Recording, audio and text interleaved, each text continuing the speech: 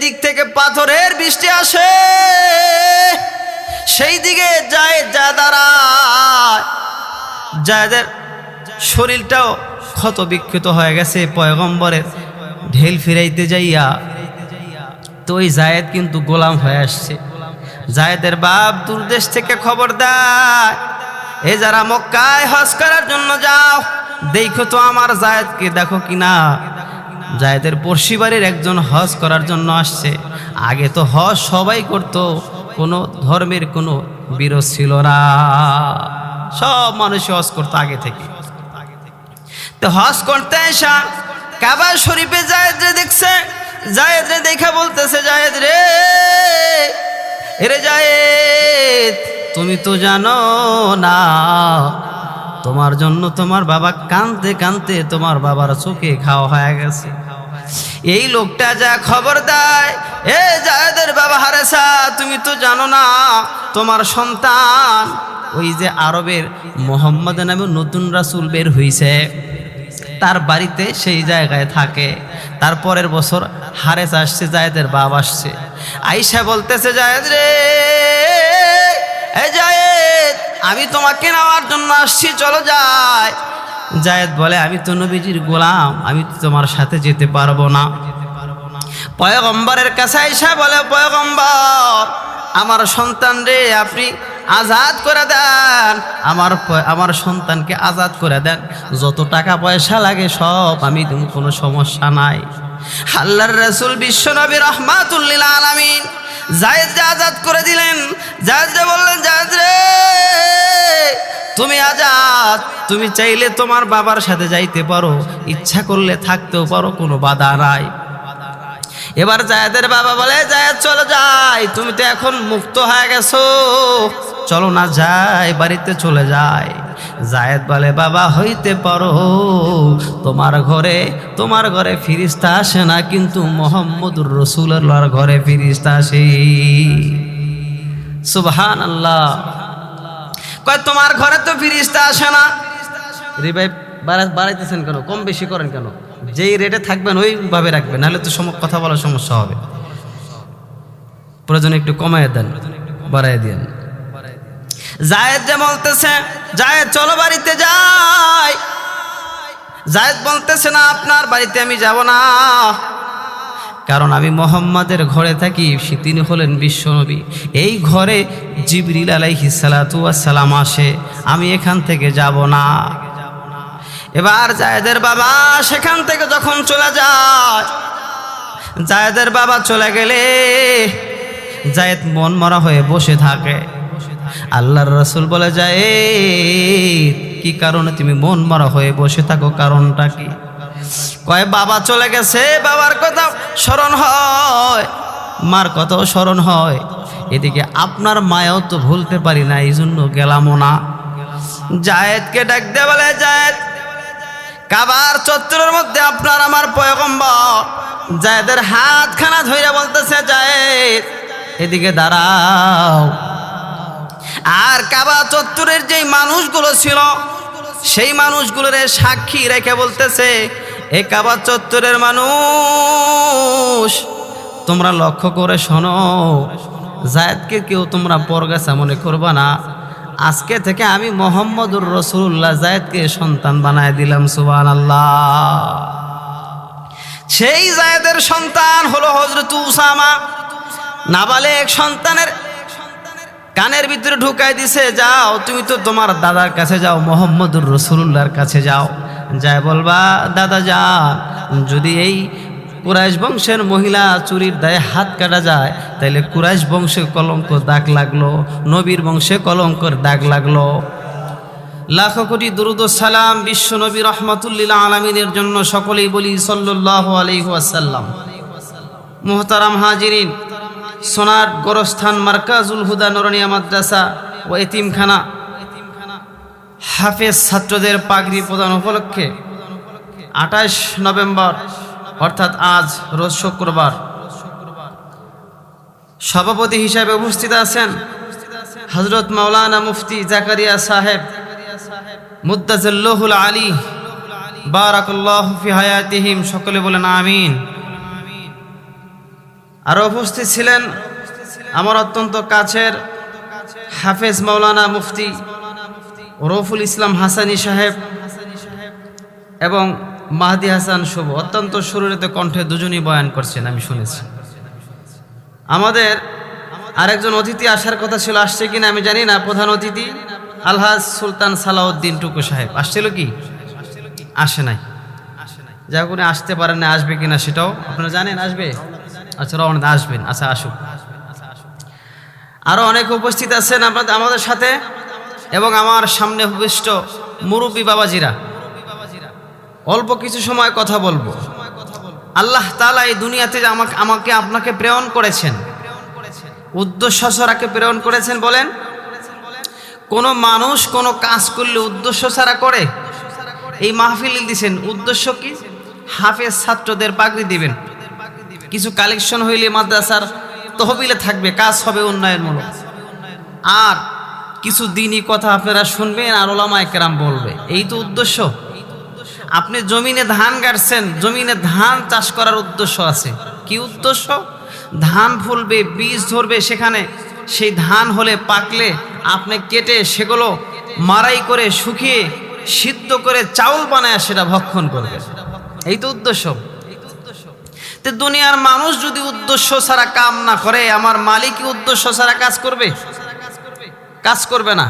সময় সংক্ষিপ্ত, আলোচনাও সংক্ষিপ্ত। আমি কোরআনুল কারীম থেকে 114খানা সূরার ভিতরে 16 নম্বর সূরার আয়াতের একটা অংশ তেলাওয়াত করেছি। আয়াত হলো 90 নাম্বার, সূরা হলো 16 নাম্বার। এই আয়াতে আল্লাহ তাআলা কিছু আদেশ করছেন আপনাকে আমাকে। 3টা আদেশ করছেন আর 3টা নিষেধ করছেন। 3টা আদেশের কিছু কথা এখান থেকে বইলে ইনশাআল্লাহ সময় নিয়ে চলে যাব ইনশাআল্লাহ। তাহলে আল্লাহ তাআলা আদেশ করছেন, আল্লাহর আদেশ কি অবশ্যই পালনীয় না? বলেন, আল্লাহর আদেশ অবশ্য পালনীয়। আপনার বাবা যদি আপনাকে একটা আদেশ দেয়, আপনি তো সেটা যদি না মানেন, আপনার অন্তরের ভিতরে ব্যথা লাগবে, কষ্ট লাগবে, যে বাবা আমার একটা আদেশ করছে আমি মানতে পারলাম না। মা একটা আদেশ করছে মানতে পারলাম না। বন্ধু অনেক দিন দেখা হয় না, একটা আদেশ করছে আমার একটা কাজের জন্য, সেই কাজটা করে দিতে পারলাম না, বন্ধুর মনের মধ্যে কষ্ট লাগবে। যদি এরকমই হয়, মহান রব যেখানে আদেশ করছেন, সেই রবের আদেশ যদি আমি আপনি না মানতে পারি, তাহলে রব যেরকম বেজার হবে, আপনার আমার অন্তরের ভিতরেও কষ্ট লাগবে। ঠিক কিনা কথা বলেন? আসুন দেখি কি বলেছেন মহান আল্লাহ তাআলা। কি বলেছেন? ইন্নাল্লাহা ইয়া'মুরুকুম বিল আদল। আল্লাহ তাআলা বলেছেন, ও নবীজি, আপনি আমার পয়গম্বর, আপনি উম্মতদেরকে জানায় দেন, আমি আল্লাহ আদেশ করলাম দুনিয়ার মানুষ যেন ইনসাফের বিচার করে। কি করে? ইনসাফ। ইনসাফ করে, ন্যায় বিচার করে। ন্যায় বিচার কি সমাজে আছে? দেশে আছে? আরে পৃথিবীতেই তো ন্যায় বিচার নেই। আপনি দেশে কোথায় পাবেন? আমরা ভৌগোলিকভাবে দক্ষিণ পূর্ব এশিয়ার বাংলাদেশের মানুষ, আমাদের রন্ধে রন্ধে দুর্নীতি, আমাদের রক্তের গোড়া থেকে প্রত্যেকটা পশমের গোড়ায় আমাদের দুর্নীতি আর বেইনসাফি আমাদের গোড়ায় বসবাস করতেছে। কোথায় যাবেন? গ্রামে গঞ্জের মোড়ল থেকে শুরু করে নিয়ে সেই সংসদ ভবন পর্যন্ত সব জায়গায় দুর্নীতি হচ্ছে, সব জায়গায় বেইনসাফি হচ্ছে, কোনো জায়গায় আদল নাই। ধনীদের প্রয়োজনে তারা আইন বানায়, আর এই আইন গরিবদের উপর চাপায় দেয়। কয়েক বছর আগে আমাদের সিরাজগঞ্জের একজন বক্তা ছিল, মরহুম আলহাজ হযরত মাওলানা রেজাউল করিম কাউসারি। হয়তো অনেকে দেখছেন, অনেক যুবকরা তার শুনতে বেশি। উনি সিল্কি গাইতেন সুন্দর করে। ওনার একটা বয়ানে আমি শুনেছি, ওনার সাথে বয়ান করেছি। উনি বলেছেন যে যদি কোথায় আপনি বিচার পাবেন, ধনীর ঘরের সন্তান যদি কোনো কিছু সমস্যা করে, কোনো মেয়ে নিয়ে পালায় বা এরকম কোনো কিছু হয়, তাহলে এটারে থাপথুপ মীমাংসা করে দেয়। আর গরিবের পোলা ছেলে মেয়ে যদি কোনো অকারেন্স করে, আগেই কথাটা বলছে, কয় গরিবের ছেলে মেয়ে যদি অকারেন্স করে, তাহলে ওরে 100 দৌড়া মারো, ওরে মাটির মধ্যে পুঁতো, তারপরে ঢেলাও, এই সব আইন। আর যদি বড় লোকের ছেলে কোনো অন্যায় করে তখন মৌলবী সাহেব তখন ফতোয়া দিতে ভয় পায়, কয় এ নবী এখানে ফতোয়া দিলে ইমামতি যাবি, তখন ভয়ের চোটে দাড়ি চুলকা মহলাবি। ঠিক আছে কথা? আলেম ওলামাও ফতোয়া দিতে ভয় পায়, ধনী মানুষ চাকরি থাকবে না, ইমামতি থাকবে না, মাদ্রাসার শিক্ষকতা থাকবে না। এই জন্য সারা পৃথিবীতে যত আইন সব গরিবদের জন্য, ধনীদের জন্য আইন না, ধনীদের প্রয়োজন আইন বানায় আর এই আইন চাপায় দেয় গরিব মানুষের উপরে। আমি কিন্তু লয়ার, আমি কিন্তু LLB পাস করছি, এই জন্য আইন সম্পর্কে আমার ধারণা আছে। আলহামদুলিল্লাহ, নিজের গল্প নিজে বেশি করা যাবে না। ঢাকা বিশ্ববিদ্যালয় থেকে আমি মাস্টার্স করছি, এখনো বেশি গল্প করা যাবে না। তাহলে ন্যায় বিচার কি সমাজে আছে? ন্যায় বিচার কোথাও নাই। হে যুবক ভাই, বাড়িতে তাকায় দেখো, 3 জন সন্তান, নিয়ম হলো 3 জন সন্তান যদি বাবার থাকে 3 জন সমান সমান সম্পত্তি ভাগ পাবে। বাবা এক সন্তানকে বেশি করে সম্পদ লিখে দেয় আর 2 জন সন্তানকে দেয় না, যার কারণে সংসারের মধ্যে অশান্তি তৈরি হয়। যেই সন্তানকে জমি লিখে দিছে ওই সন্তান পলায়া থাকে, আর যেই 2 সন্তান বাড়িতে থাকে তারা মা বাবার সেবা করে না। কেন সেবা করে না? বাবারে বলে, বাবা তুমি তো তোমার প্রিয় সন্তানকে জমি লিখে দিছো, সে মামলা খাইয়া আমাদের পিটনার ডরে, মায়ের ডরে দেশে দেশে ঘুরে বেড়ায়, আর তুমি এখন এই জায়গায় শুয়ে থাকো, তোমার সেবা করার কেউ নাই। বাবা মা নিজের রোজান সন্তানের সাথে ইনসাফ কায়েম করতে পারে না, সেই দেশে আবার আইন আদালতে কিসের ইনসাফ তৈরি হবে বলেন? হবে? কখনো হবে না। কারণ আমাদের রন্দে রন্দে, আমাদের পশমের গোড়ায় গোড়ায় শয়তানি, আর পশমের গোড়ায় গোড়ায় হলো দুর্নীতি আর বেইনসাফি। এই জন্য আল্লাহ আদল কায়েম করতে বলেছেন, আল্লাহ ইনসাফ কায়েম করতে বলেছেন। মোহতারাম হাজিরিন, নিজের বাড়ির দিকে তাকায় দেখেন, এক সন্তানকে মা ভালো মন্দ বেশি খাওয়ায়, বেশি চেহারাটা একটু সুন্দর, তারে ভালো মন্দ বেশি খাওয়ায়। আর সন্তান 2 জন আছে, তাদেরকে ওই মাছের মোড়া দেয় না। এক সন্তানকে ভালোবেসা সে মাছের মাথাটা দেয় মায়, আর 2 জনরে দেয় না। আবার দেখবেন যে ছেলেরে মাছের মাথা খাওয়ায়, মেয়েরে মাছের মাথা থেকে বঞ্চিত করে। এই মুসলমান বাবাজিরা রে, কেন তুমি তোমার বাড়িতে এরকম করো? বাড়িতে কেন ইনসাফ কায়েম করতে পারো না? তুমি যদি ইনসাফের সাথে, ন্যায় বিচারের সাথে তুমি চলতে না পারো, হাসরের দিনে বিচারের কাঠগড়ায় তোমার দাঁড়ানো লাগবে। সম্পদ লিখে দিয়ে গেলেন এক সন্তানরে বেশি, আপনি কি জবাব দিবেন? মেয়েরে বঞ্চিত করলেন, কি জবাব দিবেন? আহারে, সমাজের মধ্যে মেয়েদেরকে খুব একটা গুরুত্ব দেওয়া হয় না। কেন? আপনার তো এইটা হওয়া উচিত যে ও মানুষের বাড়ি চলে যাবে, কি খাবে না খাবে আমি জানি না, আমার ঘরে যে কয়দিন আছে আমি ওর একটু ভালো মন্দ খাওয়াই দিই। এমন হয় না। মাছের মাথাটা সন্তানের ছেলের জন্য, মেয়ের জন্য কিছুই না, শাক ঘর। বেইনসাফি না এগুলো? মনোযোগ দিয়ে শুনবেন, বেইনসাফি করা যাবে না, আল্লাহ তাআলা পছন্দ করেন না। আল্লাহ তাআলা বলেছেন, আল্লাহ তাআলা আদেশ দেয়, ইয়ামুরুকুম বিল আদলি ওয়াল ইহসান, ন্যায় বিচার কায়েম করতে হবে। আমার আপনার নবী, বিশ্ব নবী রাহমাতুল লিল আলামিন ন্যায় বিচারের জন্য সংগ্রাম করেছে। পয়গম্বরের সময় পয়গম্বর সব সময় ন্যায় বিচার করেছে, পয়গম্বরের সাহাবীরাও ন্যায় বিচার করেছে। কিন্তু এখন সমাজের মধ্যে ন্যায় বিচার খুঁজে পাওয়া যাবে না। এখন বিচার হলো যার টাকা আছে তার বিচার আছে, যার প্রভাব প্রতিপত্তি আছে তার বিচার আছে।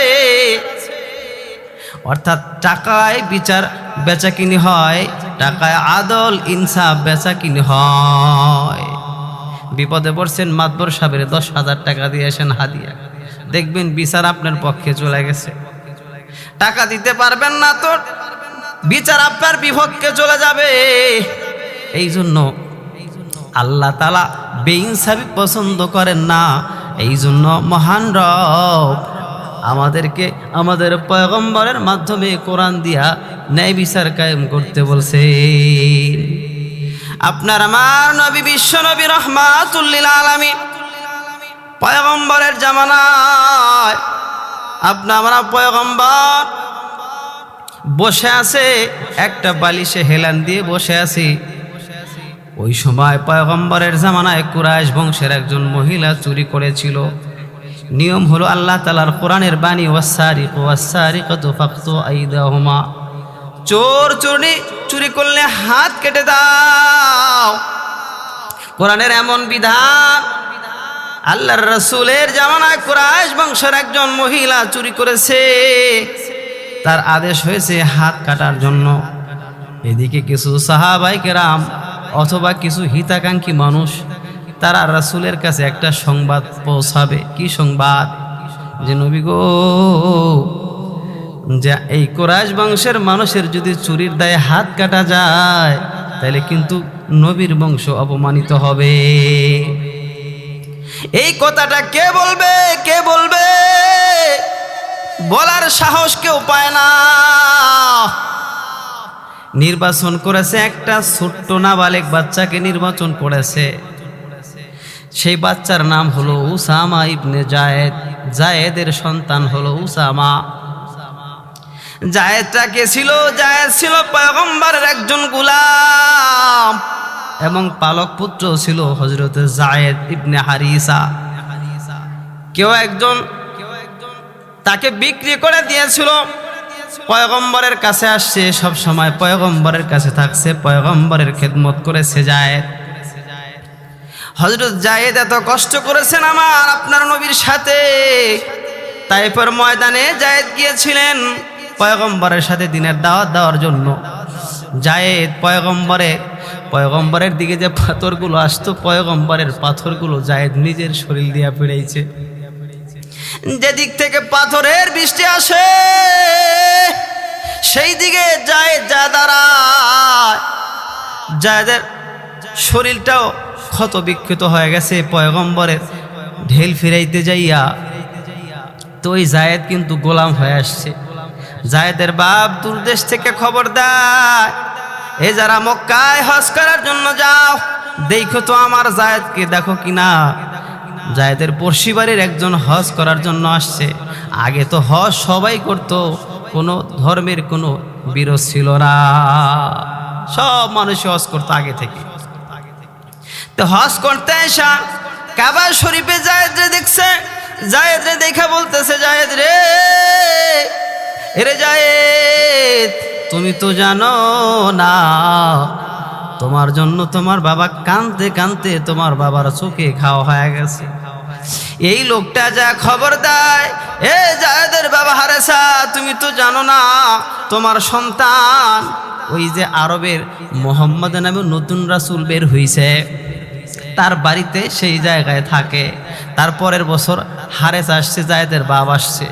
আয়েশা বলতেছে, জায়েদ রে, এ জায়েদ, আমি তোমাকে নেওয়ার জন্য আসছি, চলো যাই। জায়েদ বলে, আমি তো নবীজির গোলাম, আমি তো তোমার সাথে যেতে পারবো না। পয়গম্বরের কাছে আয়েশা বলে, পয়গম্বর, আমার সন্তান রে আপনি আজাদ করে দেন, আমার সন্তানকে আজাদ করে দেন, যত টাকা পয়সা লাগে সব আমি দেব, কোনো সমস্যা নাই।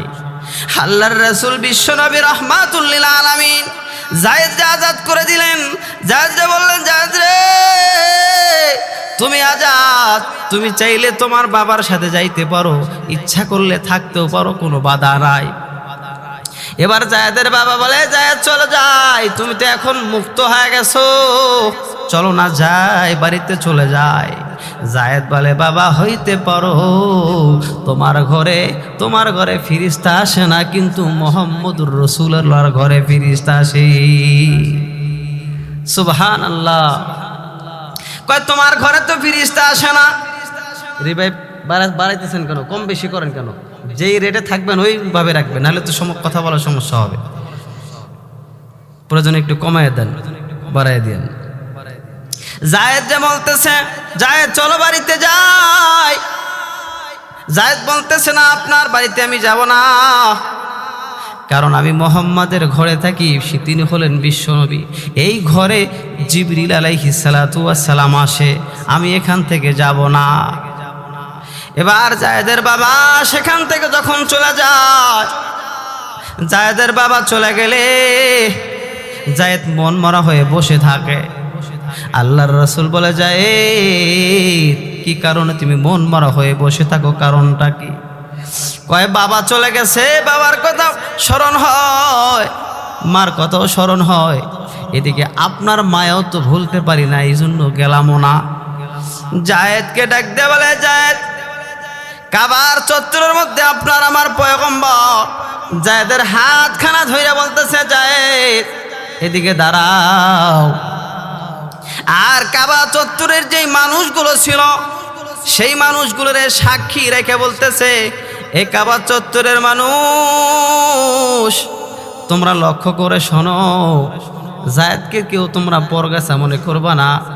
আজকে থেকে আমি মুহাম্মদুর রাসূলুল্লাহ জায়েদকে সন্তান বানায় দিলাম। সুবহানাল্লাহ। সেই জায়েদের সন্তান হলো হযরত উসামা। নাবালেগ সন্তানের কানের ভিতরে ঢুকাই দিছে, যাও তুমি তো তোমার দাদার কাছে যাও, মুহাম্মদুর রাসূলুল্লাহর কাছে যাও, যায় বলবা দাদা যান, যদি এই কুরাইশ বংশের মহিলা চুরির দায়ে হাত কাটা যায় তাইলে কুরাইশ বংশে কলঙ্ক দাগ লাগলো, নবীর বংশে কলঙ্কর দাগ লাগলো। নবী গো, ওগো আমার দাদা যান, কোনোভাবে কি শাস্তিটা মওকুফ করা যায় কিনা? আল্লাহর নবী বিশ্ব নবী রহমাতুল লিল আলামিন বসেছিলেন, দাঁড়িয়ে গেলেন বিশ্বনবী, দাঁড়িয়ে গেলেন বিশ্বনবী, দাঁড়িয়ে গেলেন। তার চক্ষু মোবারক চক্ষুদয় লাল হয়ে গেছে রাগে রাগান্বিত হইয়া। কে আছো? কার এত বড় সাহস? আর একটু বাড়াই দেন সাও। কার এত বড় সাহস যে তোমরা উসামার কাছে এই প্রস্তাব করছো যে আমি যেন ওই কুরাইশ বংশের মহিলারকে চুরি করার দায়ের বিচার যেন একটু শিথিল করে দেয়? কার তোমার স্পর্ধা, কার সাহস? এ সাহাবীরা শুনে রাখো, কুরাইশ বংশ তো দূরের কথা, আমার মেয়ে ফাতেমা যদি চুরি করত তাও আমি মুহাম্মদুর রাসূলুল্লাহ এই চুরির বিচার থেকে বিন্দু মাত্র সরে আসতাম না। সুবহানাল্লাহ। তাহলে চিন্তা করেন, নবী আমার বিশ্ব নবী রহমাতুল লিল আলামিন কেমন পয়গম্বর ছিল, কেমন পয়গম্বরের মধ্যে কেমন ন্যায় বিচার ছিল, কেমন আদল ছিল। সাহাবায়ে কেরামও সেখান থেকে শিখছে। হযরত ওমরও সবসময় ন্যায় বিচার করতে। সাহাবায়ে কেরাম সেখান থেকে শিখেছে। তাহলে এক নাম্বার, সংক্ষিপ্ত বলতেছি, এক নাম্বার আদল, ন্যায় বিচার। ন্যায় বিচারের উদাহরণ দিলাম, আপনার আমার পয়গম্বরের উদাহরণ দিলাম। তারপর হলো ইহসান। ইহসান কেমন করতে হয়? আপনি একটা কাজের লোক নিয়েছেন, হাজির একটা লেবার নিয়েছেন, লেবারের মজুরি হইল 500 টাকা। সারাদিন কাজ করার পর যদি আপনি তাকে 600 টাকা দেন, 100 টাকা বাড়ায় দেন, অথবা 520 টাকা দেন, 20 টাকা বাড়ায় দেন, তাইলে মজুরির পর যেটা দেওয়া হয় এইটাই, এর নাম হলো ইহসান। টাকা চাই যদি আপনার কাছে 5000 মাদ্রাসার জন্য দেন, আপনি যদি কয় হুজুর 5100 টাকা দিলাম, তাহলে আপনি ইহসান করলেন। সুবহানাল্লাহ। তাহলে ইহসান মানে দয়া। আপনার আমার পয়গম্বরের একজন সাহাবী হযরত ওমর ফারুক রাদিয়াল্লাহু তাআলা আনহু, যার ব্যাপারে নবী বলেছেন, লাউ কানা বাদি নাবিয়ান লাকানা ওমর ওয়ালাকিন খাতাবান নবী। আল্লাহর রাসূল বলেছেন, আমি পয়গম্বরের পর যদি কেউ পয়গম্বর হইতো, আমি পয়গম্বরের যদি পরে নবী আসতো তাইলে আল্লাহ তাআলা ওমরকে নবী বানায়া পাঠাইতেন। সুবহানাল্লাহ। ওমরের এত দাম, এত দাম। ওমর দেশ যখন শাসন করেছে 22 লক্ষ বর্গ কিলোমিটার, এই মুসলিম সাম্রাজ্য ওমর রাদিয়াল্লাহু তাআলা আনহু পরিচালনা করেছেন। আর এই সময়ও হযরত ওমর কি করেছেন? নিজের ছাগল চড়াইছেন। সুবহানাল্লাহ। প্রশাসনিক কাজ করার পরেও ছাগল চড়াইছেন। একবার রোম সম্রাট একটা গোয়েন্দা টিম পাঠাইছে ওমরকে অবজারভেশন করার জন্য, যে মুসলিম শাসক হযরত ওমরের কোনো কিছু সিক্রেট আছে কিনা, সে কেমনে এত দুনিয়া জোড়া তার নাম হলো, কেমনে সে এই দুনিয়াতে আস্তে আস্তে তার বিভাগটা, তার দেশটা আস্তে আস্তে বড় করতেছে। একটা গোয়েন্দা টিম পাঠাইছে। গোয়েন্দা টিমের সদস্যরা একজন ব্যক্তিকে জিজ্ঞাসা করে, এরে আল্লাহর বান্দা, তোমার এই দেশের সরকারের নাম কি? কয় সরকারের নাম হলো ওমর। কয় ওমরকে কোথায় পাবো আমরা, খুঁজে পাবো কোথায়? ওমরকে খেয়াল করবে তারা, জানবে বুঝবে কিভাবে সে রাষ্ট্র ক্ষমতা আছে আর কিভাবে সে রাষ্ট্র ক্ষমতা পরিচালনা করছে। লোকটা বলে, ভাই আমি তোমারে চিনি না, তুমি কোত্থেকে আসছো, তোমার বাড়ি কোথায়, তোমার ঘর কোথায়, কোনো ঠিকানা তোমার জানি না, তুমি কেন জিজ্ঞাসা করো? কয় প্রয়োজন আছে, ওমরের ব্যাপারে কিছু জানার দরকার আছে আমার। কয় ওমর হলো খলিফাতুল মুসলিমিন, আমিরুল মুমিনিন। ওমর এখন বকরি চড়াইতে মাঠে চলে গেছে। সুবহানাল্লাহ। যে একজন দেশের শাসক হওয়ার পর সে এখনো বকরি চড়ায়, কত বড় মন মানসিকতার মানুষ আল্লাহ তাকে বানাইছে। আস্তে আস্তে তার খোঁজে গেছে, খোঁজে যায় দেখে বকরিগুলো মাঠে ঘাস খাইতেছে। আর হযরত ওমর রাদিয়াল্লাহু তাআলা আনহু গাছের নিচে একটা মাটির ঢেলা অথবা পাথর মাথার নিচে দিয়ে ঘুমাইতেছে। সুবহানাল্লাহ।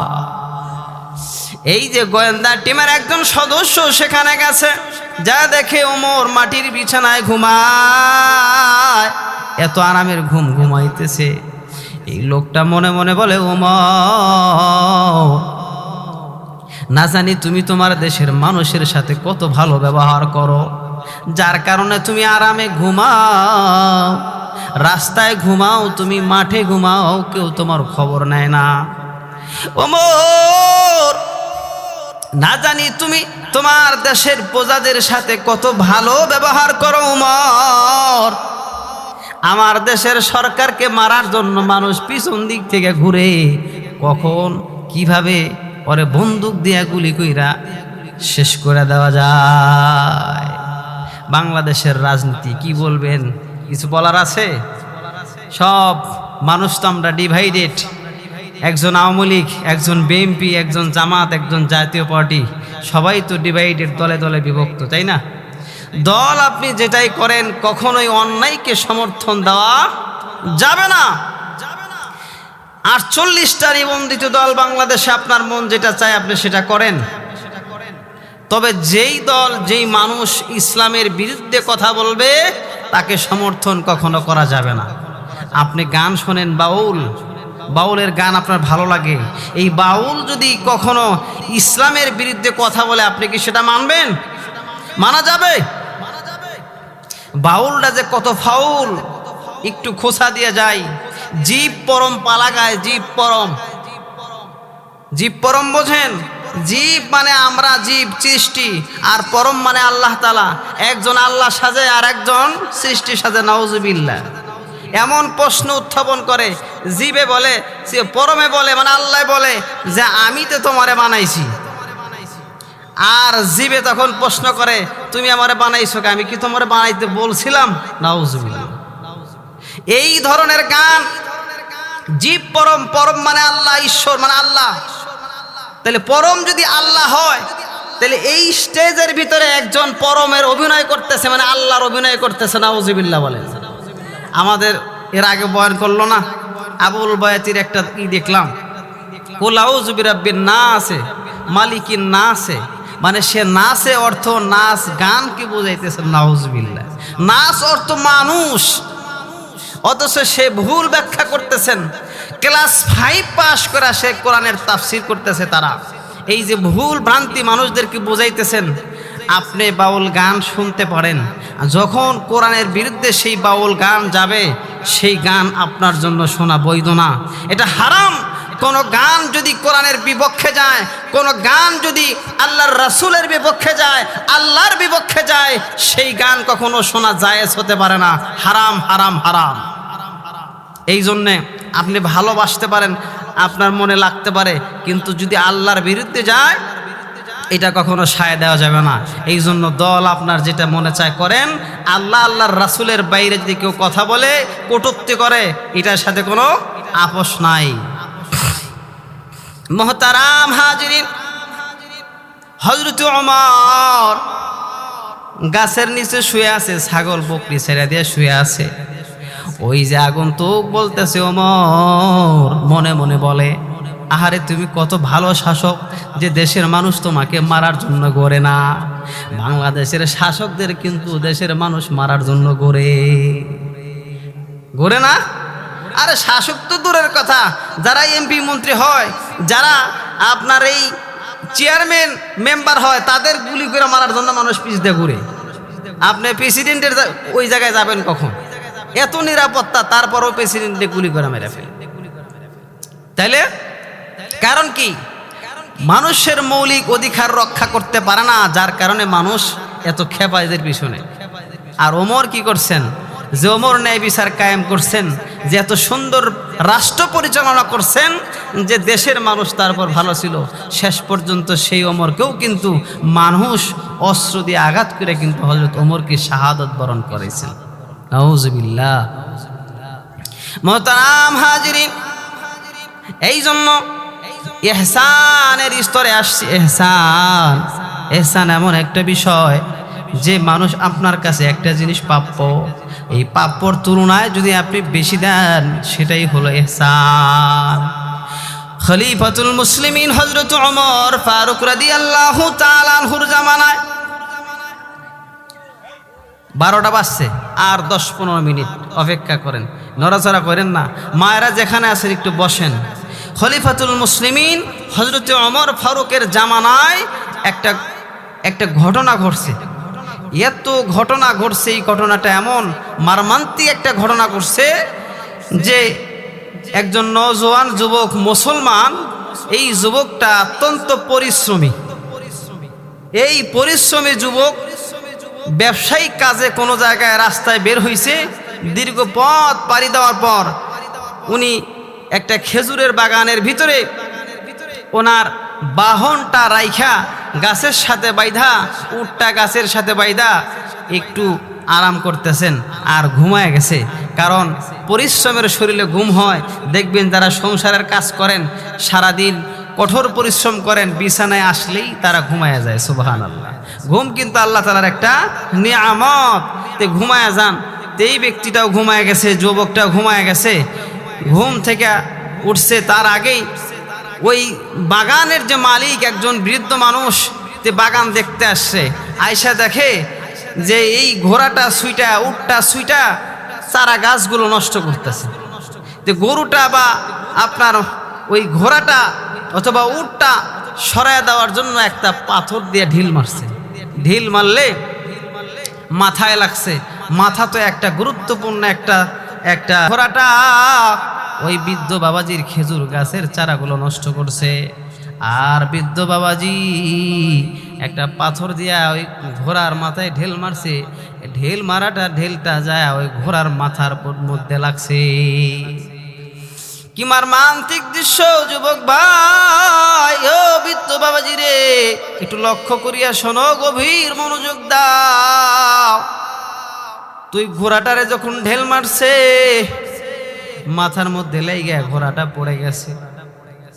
ঘোড়াটা পড়ে গেছে, জায়গায় মরে গেছে। বৃদ্ধ চিন্তা করতেছে, কি একটা সর্বনাশ করলাম, আমার হাতে একটা মার্ডার হলো। আমি তো ঘোড়াটারে মেরে ফেললাম, আমি তো দোষী হয়ে গেলাম। কার বাণী ঘোড়া মারলাম, সে বাণী কোথায় আছে কিছুই তো জানি না। একটু পর যুবক সন্তানের ঘুম ভাঙছে, যুবকের ঘুম ভাঙছে। যুবক উঠা দেখে তার ঘোড়াটা নাই। যুবক ঘোড়া তালাশ করতেছে, ঘোড়া তালাশ করে, তালাশ করতে করতে যায় দেখে একটা চারা খেজুরের বাগানের মধ্যে তার ঘোড়াটা মরে আছে। আল্লাহর গোলাম দেখে ঘোড়াটা মরে আছে, পাশে একজন বৃদ্ধ মানুষ বসে আছে। ডাক দেয়া বলে, বৃদ্ধ চাচা, আমার ঘোড়াটাকে মারলো। কয়, বাবা যান, আমি তো বুঝতে পারি না, আমি তাড়ানোর জন্য এখান থেকে সরায় দেওয়ার জন্য ঢিল মারছিলাম, ঢিলটা ভুলবশত মাথায় লাগছে, যার কারণে তোমার উটটা বা ঘোড়াটা মারা গেছে। তুমি রাগান্বিত হয়েও না, প্রয়োজন হইলে তোমাকে ঘোড়ার পরিবর্তে ঘোড়া দেওয়া হবে। যুবকের রক্ত তো তাজা রক্ত, টকবগে যুবক, এই মাত্র ঘুম থেকে উঠছে, এত বড় ক্ষতিটা তার দিমাগে মাইনা নিতে পারে নাই, যার কারণে রাগান্বিত হয়ে ওই বৃদ্ধ বাবাজির উপর ঝাঁপায়া পড়ছে। ঝাঁপায়া পড়লে এক পর্যায়ে বৃদ্ধ মানুষ, দুর্বল মানুষটা সাথে সাথে জমিনে পড়ে গেছে, মৃত্যু হয়ে গেছে। আল্লাহর গোলাম যুবকের তখন হুঁশ ফিরেছে, কি করলাম, আমি তো ভুলবশত বৃদ্ধ চাচারে মেরে ফেললাম। চাচা তো আমারে ঘোড়া দিতে চাইছে, ঘোড়ার বিনিময়, কিন্তু আমার মাথার ভিতরে কোনো কাজ করলো না, আমি তো একটা ভুল করে ফেললাম। এই জন্য ওই জায়গায় বসে আছে যুবক সন্তান। এখন তো যুবক যদি কোনো অন্যায় করে, সাথে সাথে গুম করার চিন্তা করে। আর নবীর আমলের সাহাবীরা যারা মুসলমান ছিল, গুমের চিন্তা করে নাই। দেখেন, মানুষকে মাইরা, নিজের ইচ্ছায় মাইরা পুকুরের মধ্যে ফালায়, সাগরের মধ্যে ফালায়, সাথে আবার কি বেঁধে দেয়, সিমেন্টের বস্তা বেঁধে দেয়। একজন দেশের প্রশাসনের লোক যদি 1033 জন মানুষ মরে, এর চাইতে দুঃখজনক কোনো কথা থাকে না।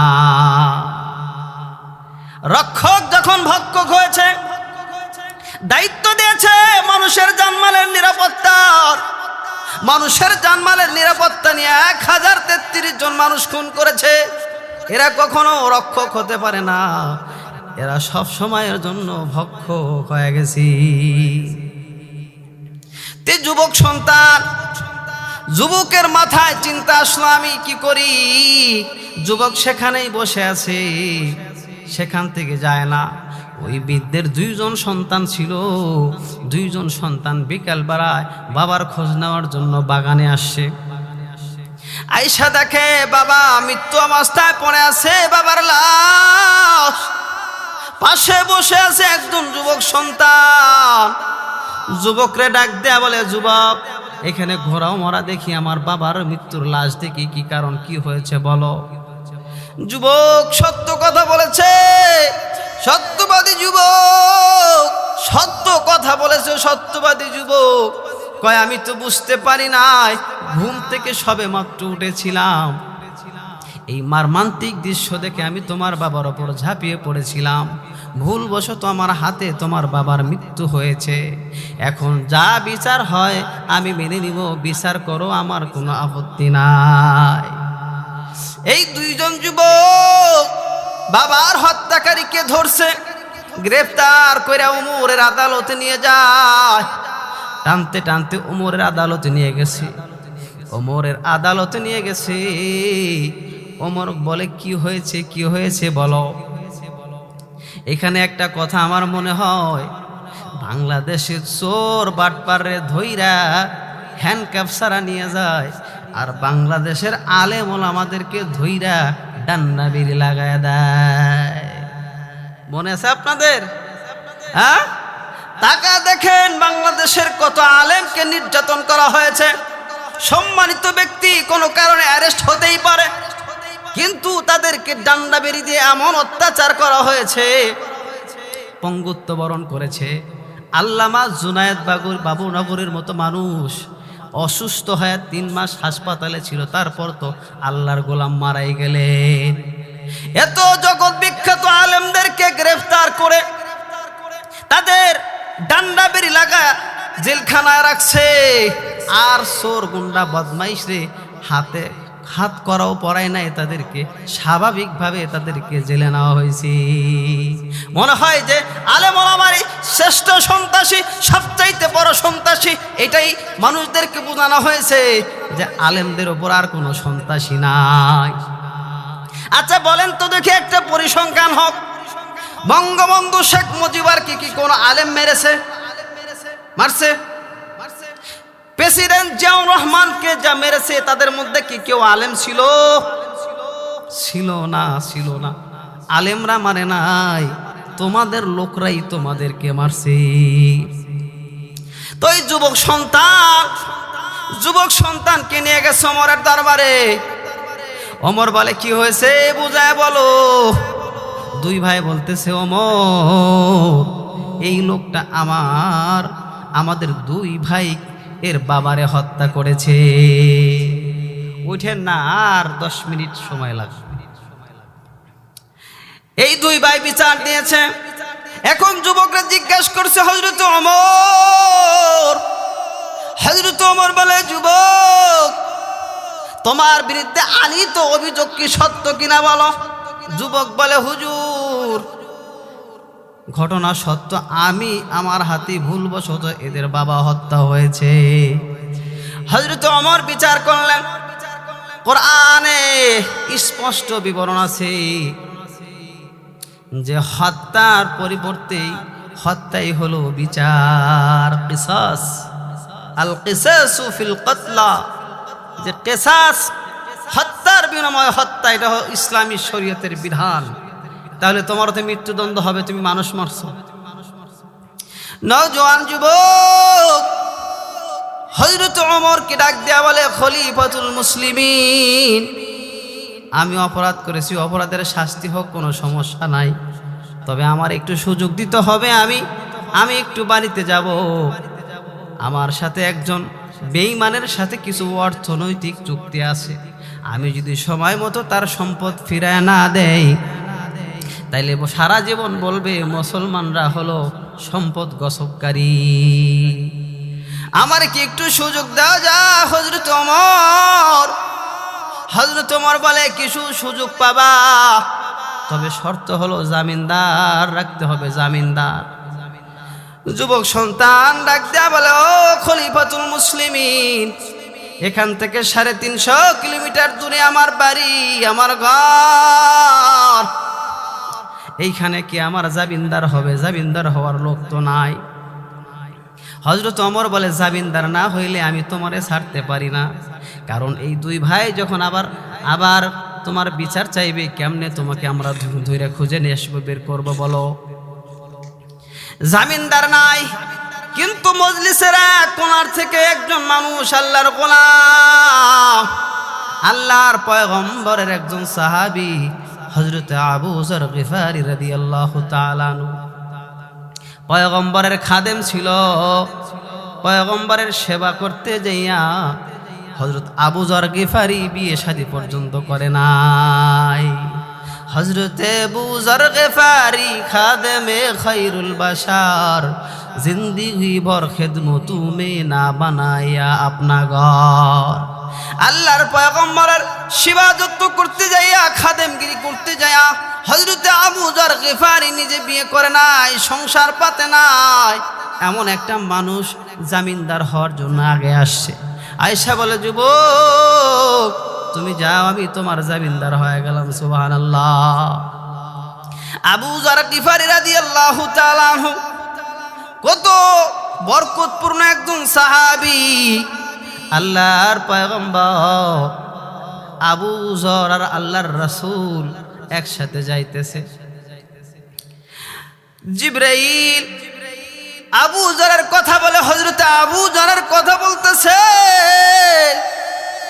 আল্লাহর রাসূল বললেন, আবু যর তোমার কথা স্বয়ং জিবরাইলও কথা বলে। হযরত আবু যর বলে, ইয়া রাসূলুল্লাহ, আমি আশ্চর্য হয়ে গেলাম, জিবরাইল আমার চেনে। কয়, জিবরাইল শুধু তোমার চেনে তা না, আসমানের হাজার হাজার লাখ লাখ ফেরেশতা তোমার চেনে। কেমনে চেনে আমারে, কেমনে চেনে? আল্লাহর রাসূল বলছে, আবু যর তোমার কিছু আমল আছে, এই আমলের কারণে আসমানের ফেরেশতারা তোমার নিয়ে আলোচনা করে। কি আলোচনা? কয় আল্লাহর রাসূলকে বলছেন, আল্লাহর রাসূল আপনার যত উম্মত আছে এই উম্মতের মধ্যে সবচাইতে আবু বকরের সূরা ইখলাসের আমল বেশি আছে। সুবহানাল্লাহ। সে আবু যর আগে আসছে, আবু যর ডাক দিয়ে বলতেছে, যুবক আমি তোমাকে চিনি না জানি না, কিন্তু আমি একজন পয়গম্বরের সাহাবী, তুমি একজন নওজোয়ান মুসলমান। আল্লাহর রাসূল বলেছে, আল মুসলিমু আখুল মুসলিমিন, এক মুসলমান আর এক মুসলমানের ভাই। এই জন্য তোমারে ভাই মনে কইরা, ছোট ভাই মনে কইরা আমি তোমার জিম্মাদার হইলাম, তুমি কিন্তু সময় মতো চলে আইসো। আবু যর গিফারি রাদিয়াল্লাহু তাআলা আনহু জিম্মাদার হয়ে গেছে, ওই নওজোয়ান যুবকের জিম্মাদারি গ্রহণ করেছে। এবার হযরত ওমর আগামী সপ্তাহে বিচার কাজ করবেন। শুক্রবার আসছে, হযরত ওমর একটা চিঠি লিখছে আবু যরের বাড়িতে, আবু যর আপনি মনে রাখেন, আপনি কিন্তু একজন ফাঁসির আসামির জিম্মাদারি গ্রহণ করছেন। আপনার ওই লোক যদি না আসে অবশ্যই আপনি আসবেন, আপনার কিন্তু ওই জায়গায় তার পরিবর্তে ফাঁসি কার্যকর করা হবে। হযরত আবু যর রাদিয়াল্লাহু তাআলা আনহু প্রস্তুতি নিয়ে আসছে। কি জানি আমি যার জিম্মাদারি গ্রহণ করেছি, আল্লাহর বান্দা যদি না আসে তাইলে তো আমার গলা কাটা যাবে, আমার ফাঁসি হবে। তবে আমার আফসোস নাই যে আমি একজন মুসলমানের জন্য মৃত্যুবরণ করব। হযরত আবু যর চলে আসছে বিচার কার্য। হযরত ওমর এখন ওই নওজোয়ানের কোনো খবর নাই। বলতেছে জল্লাদ বিচার তো আগেই করা আছে, এখন শুধু বিচার কার্যকর করতে হবে। ফাঁসির রায় হয়েছে কিন্তু ফাঁসি কার্যকর হয় নাই। আবু যর আপনি প্রস্তুতি নেন। জল্লাদকে ডাক দিয়ে বলে, জল্লাদ বিচার কার্য সম্পাদন করতে হবে, তুমি ব্যবস্থা নাও। জল্লাদ বিচার করার জন্য রেডি হয়ে গেছে। এখন বিচার কার্য পরিচালনা করবে। এমন সময় জল্লাদ বলে, আহারে জীবনে কত মানুষ আমি নিজের হাতে কতল করলাম, ফাঁসি কার্যকর করলাম, কিন্তু নিষ্পাপ মানুষে আমি কোনোদিন ফাঁসি কার্যকর করি নাই। আজকে এমন একজন মানুষের গলায় ফাঁসির রশি উঠাইতে হবে, যেই লোকটা হলো পয়গম্বরের সাহাবী। শুধু সাধারণ